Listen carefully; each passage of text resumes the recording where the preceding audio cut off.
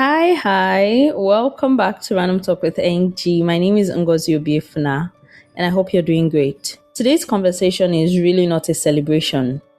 It's not a healing glow up story. It's not about how strong or peaceful you have become. Today, I want to talk about what healing costs us. Because healing is often presented as a win, and it is, but there's a quieter truth we don't say out loud enough. Healing gives you your life back, but it also asks you to let some things go. Some versions of yourself, some relationships, some comfort, some identities, and sometimes healing feels less like rising and more like grieving. We often talk about healing as something that adds to us, We say, oh, healing gives you more peace, gives you more clarity, gives you more confidence, gives you more boundaries. And that's true. But healing also subtracts. It removes the coping mechanisms you've relied on for so long, the emotional shortcuts that kept you safe, patterns that felt familiar even if they hurt. Healing doesn't just change how you feel, it changes how you belong. And you'd agree with me that subtraction is harder than addition, because addition feels like progress, subtraction feels like loss. One of the first things healing does is that healing takes the version of you that survived, the one who tolerated too much, the one who forgave over and over and over again, the one who laughed things off, the one who stayed silent to keep peace, the one who learned to endure instead of confront. That version of you wasn't weak, don't get me wrong. They were resourceful, they were adaptive, they were doing the best they could with what they had. So when healing asks you to let them go, it can feel quite disloyal. It's hard to release a version of yourself that kept you alive. Even if that version is tired, even if that version is expired, even if you've outgrown that version, even if that version is hurting as well. Healing honors who you were, but it does not ask you to stay there. Healing asks you to let go and forge on to greater things. And this part is uncomfortable to admit, but it's honest. Sometimes we lose familiar pain when we heal. Pain that we understood, pain that had rules, pain that's learned, or pain that we learned to manage. And familiar peace and then unfamiliar peace, it can feel strange. Quiet can feel empty. Calm can feel boring. Stability can feel unsafe. The nervous system needs time to trust peace. So when healing removes chaos, it can leave you disoriented. You're not broken. You are adjusting. Unfortunately, one of the hardest losses is that you begin to lose relationships that cannot meet you there in your healed state. One of the hardest losses as regards healing is you begin to lose relationships that cannot meet you there. It's one of the hardest losses because what healing does is it often creates distance. Not because you have become better, but because you have become clearer. So you stop over-explaining, you stop over-giving, you stop shrinking to be liked.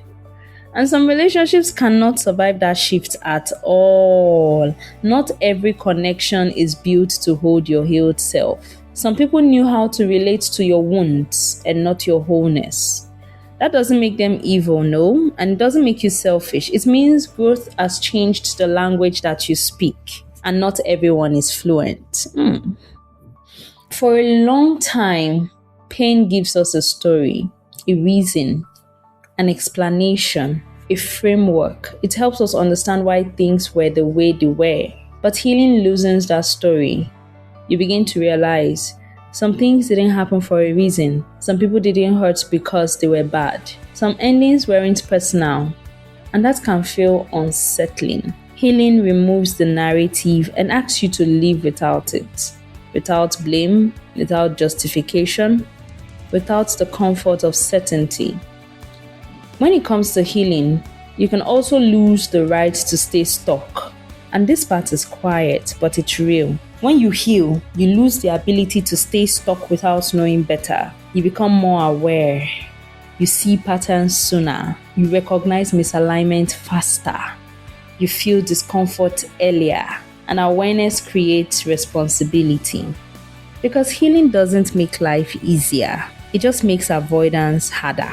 You can't unsee what you now understand.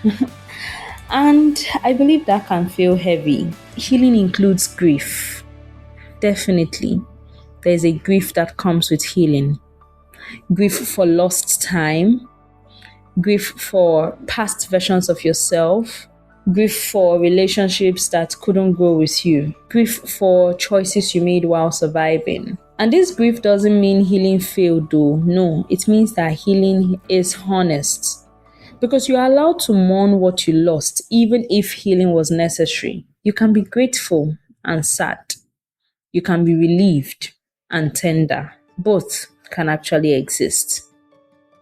But guess what? Healing gives back. And after all this loss, it's fair to ask, what do we gain? But guess what? Healing gives back. Healing gives you agency.